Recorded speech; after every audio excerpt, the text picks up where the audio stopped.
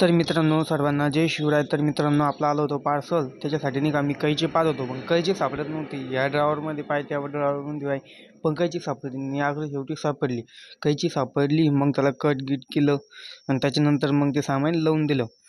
तर मग तुम्हाला नाही का माल दाखवत होतो आपल्या दुकानातला, हे बघा. आणि मी माल नाही का नवीन शिफ्ट केला आहे, तर एक नंबर तुझा होता. तुम्ही सांगा का दिसतोय. तर मग कापून गिपून झालं हे. पार्सल आलं होतं, ते कट गिट केलं, तो माल लावून दिला.